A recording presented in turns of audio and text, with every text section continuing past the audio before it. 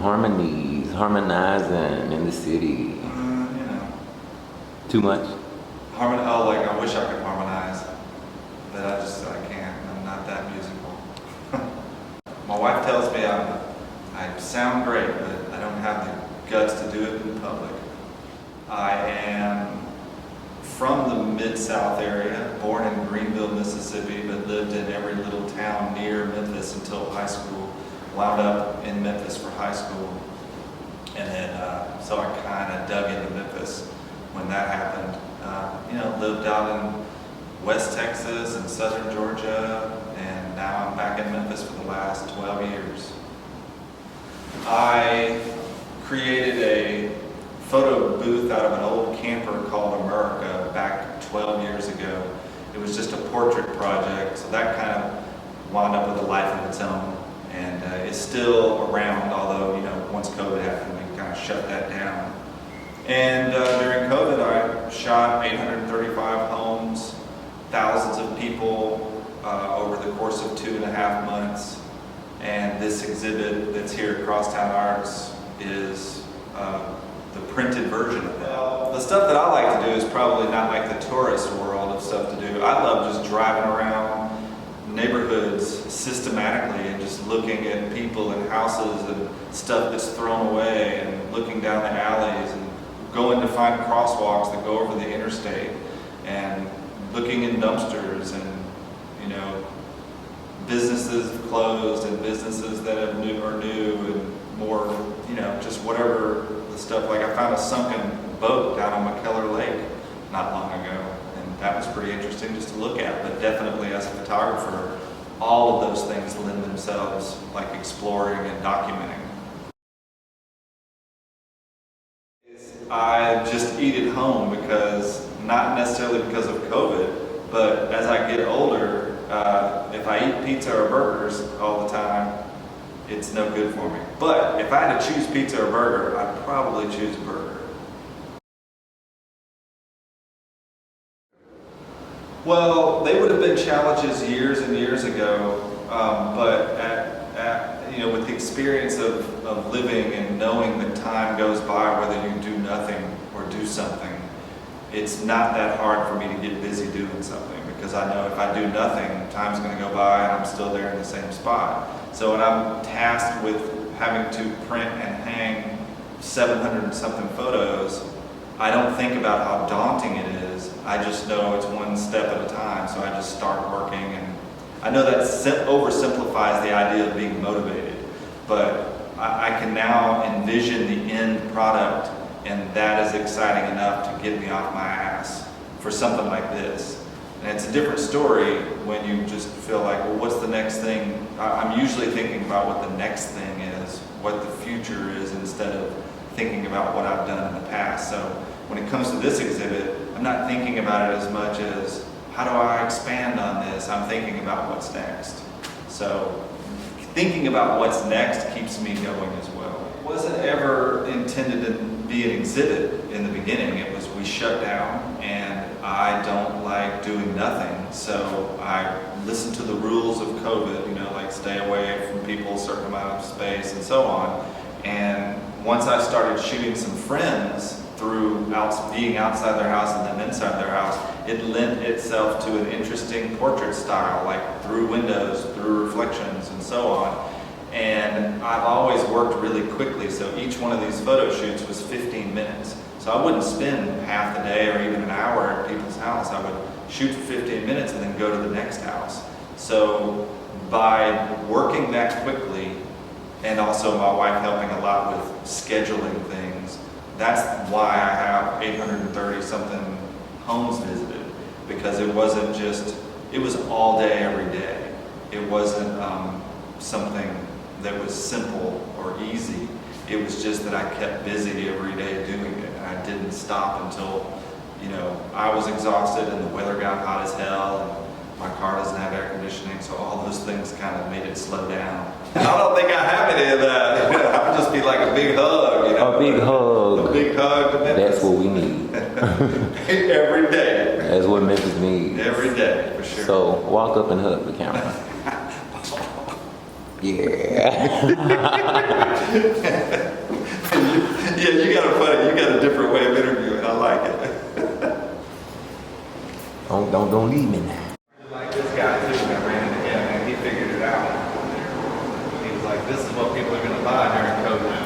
It's like single parent, man, people with new babies and the younger children. I really felt for them because the kids didn't understand the rules and didn't want to understand the rules. But most people were pretty happy.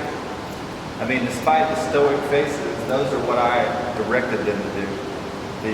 Most of the people, we did a lot of pictures. We didn't just do this stoic, sad face or empty face. We did a lot of happy portraits as well. And then these are just the ones that I was choosing to create a body of work with. All the ones of them smiling and being happy, I sent those to every person. They all got a link so they could download their images and have them. It's a humbling thing. It's really, it's still, being able to have the prints this big, I think means a lot to the people that are in them. I wish I could have printed every single one of them for the exhibit, but there just wasn't enough space. So some of them are smaller, like in the back gallery, but I tried to get everybody in. There was a few that I couldn't get in, but that's the way it goes. But how does it feel to me? I mean, it was very emotional originally because they were all looking back at me, and I had to go back thinking this was 2 years ago. But it's a privilege to be able to have these up. I don't think there's another gallery space in town that would have been big enough. Like, this is 2 galleries and the outdoor space, or the atrium space, and that really allowed, and 2 projectors going for the ones that couldn't be printed. So that really allowed this show to exist in this form. I think every other space in this town would have been too constraining, but there are some great spaces, but this one really fit well. I'm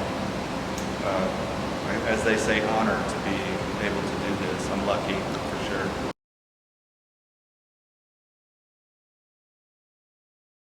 Well, the budget for the shoot was nothing. I mean, it was just my time every day, and I'm a photographer anyway, so all I did was drive around. It was gas. Gas was a little cheaper back then, but still. It was just me and my family helping out because I didn't have to pay anyone and I didn't charge anything. It was all free. But the budget for printing it, luckily Crosstown Arts has the printer in the building that printed all of these. And I worked for them for 4 years, so I was able to use the printer. They paid for the paper and ink, which cost about $800 probably. So if I had to put a number on it, $800 is what it cost to print all this. And that was because we could buy in bulk and I could do the printing myself. But if you had to hire it out somewhere, it would have been thousands and thousands of dollars. It would easily be $5,000 probably to print these, outsourcing them. So that was another, it wouldn't have happened if Crosstown Arts wouldn't have helped. Wouldn't have paid for the paper and the ink, for sure. Well, when shooting it, I shot like 10 hours a day, and then I would edit for another 6. So I was working 16-hour days for 2.5 months, and probably took 3 days off during that 2.5 months. 1,200 people signed up.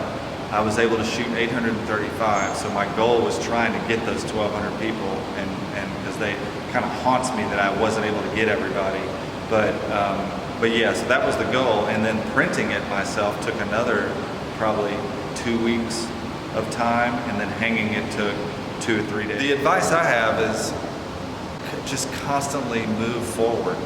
Always move forward.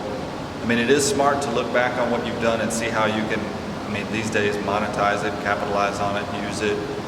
It depends on what route you're going as an artist. I kind of in many directions, but what's always helped me is constantly thinking of what's next and trying to collaborate with people, not keeping everything inside, sharing information, sharing with other artists. Take a minute to talk to other people like we're doing right here. And I'll learn something. You always learn something. Be willing to learn, but don't be willing to fail. Experts are people that have failed in every way possible at that one thing. You don't get to be an expert just by learning it. You have to fail at it. So, older people have learned that, but the younger people, it's tough to be told that because no one wants to fail. But don't feel bad about it when you do fail. Just, move forward, collaborate, don't be afraid to fail. And buckle up, right? Always buckle up. But still do it. There may be a market. Like if you were obsessed with, harmonicas, whatever it may be, and you learned everything and all you did was just talk about harmonicas and make videos and talk about harmonicas, there's probably millions of people that would love and follow that because they like the way you talk and they like what you're talking about. Now, I could never do that because I'm all over the place. I might be interested in, vehicles one week and then human beings the next, and I'm all over the place. If I made content, it would not be a streamlined one idea content. It would be all over the place, so it probably would never find its niche, But there are such a market now for people that do have that obsession, and they can turn that obsession into a great life these days. Whereas 20 years ago, 30 years ago, there wouldn't have been a place for that. But now with TikTok and YouTube and other social media streaming things, man, from musicians to, everything, there's a spot for it. But it takes a lot of commitment, You gotta commit.